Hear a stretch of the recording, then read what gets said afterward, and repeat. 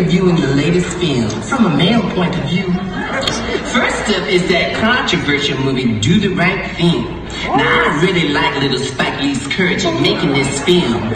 I especially like the way he mixed the racial tension with the violence in order to give his message, do the right thing. Come on out the closet, don't be afraid to be who you is. If your breasts drop any lower, they're gonna be knees. Oh my God. Somebody help me. I'll give you 5 of these, but I don't want to get none of that dog spit on my hands. If it kills you, Frank. It will. Elizabeth, I'm coming to join you, honey. We'll have a bottle of Ripple and a Reese. Please, an executive producer, Keenan Happy Lands. Katie Allen Greer.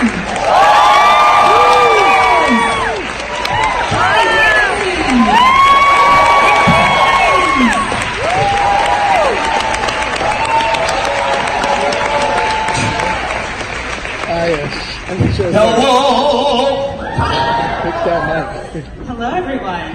Thank you, Tribeca, for hosting this, and thank you to all of you for being here. I'm excited to have this conversation tonight. So, how did everyone enjoy? Let's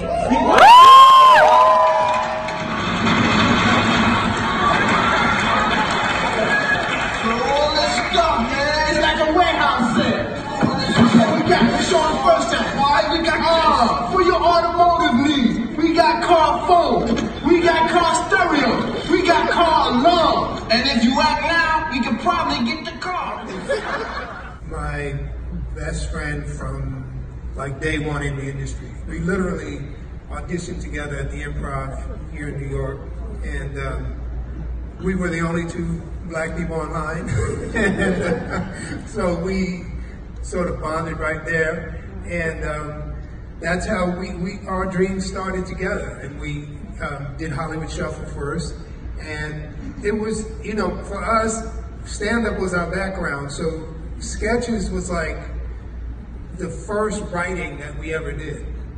And actually, when we did Hollywood Shuffle, we wrote all the sketches first, and then wrote the movie, because we didn't know how to write a movie. And so from there, we took that same sort of partnership, and we went and we did Partners in Crime. That was the follow-up to Hollywood Shuffle. So it was, I think, more training than it was precursor, because In Living Color was a different kind of animal. It was more, just had more intent behind it, and was more in your face. And yeah, the energy of it was just a little bit different. But Partners in Crime was definitely the...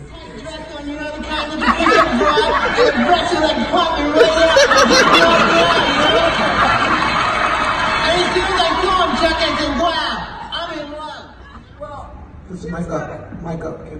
Oh, sorry. Okay, she was basically inspired by some of the women in my neighborhood that we grew up with that would just sit around on the bench all day talking about people's kids. I won't name anyone in particular, but she knows who she is. She's famous now. You can't tell her she's not a star, because she knows who she is. She knows I immortalized her as Benita. But anyway, yeah, so that's how the Indian Betrayal came into existence. And I used to have so much fun. I used to have so much fun doing her, you know.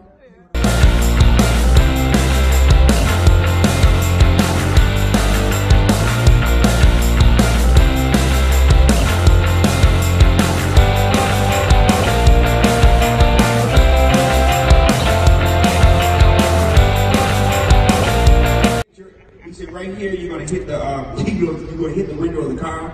Just do something Mike would do, like. And then at the end of the sketch, just do something, say something that's Tommy. So when the police put the handcuffs on me, I just said, I guess I am black. Our camera department, the writers, the actors, even makeup. We all would come up on the stage while sketches were going. People knew what was going on. We were all laughing by the end of the night, all of us, cameramen, everybody. It was like one big party. So what you guys saw was a fraction of the fun that we were having back there.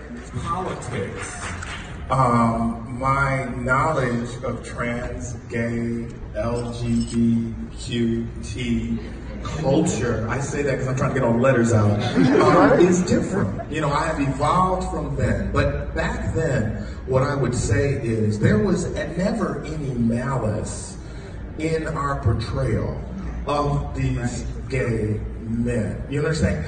At least from my perspective at that time. But it was very much of its time. Yeah, I agree that the characters, but I think that the sketch could be done today. I think that we have more information about gay culture, so we can make it even funnier. Maybe we would have gay cast members. Yeah, right, that's exactly. A different perspective. Now, I think we would actually that's a whole other cast thing. members to do it.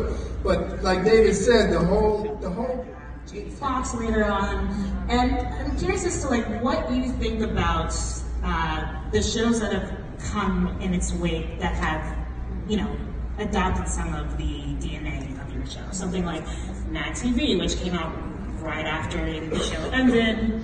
Even Chappelle's show, Key and Peele. Yeah. Well, I thought that of all the ones that came after, the Chappelle show to me was sort of the next evolution. I thought he did a great job.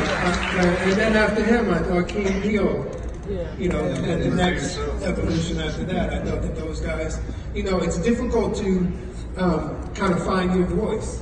And I think that those guys definitely, you know, they like you said, they did it the right way. It's like, it's okay to be inspired by, but you don't want to duplicate, you know? So I was inspired by Richard Pryor, you know, and those guys were inspired by Living Color, but they took that inspiration and created something original. And so I was very proud to see it move forward in that way. But just to go back, you know, in Living Color, we talk about legacy. If people were to look at the credits on A Living Color, I would say 80% of our staff were all women and women of color. Then we had,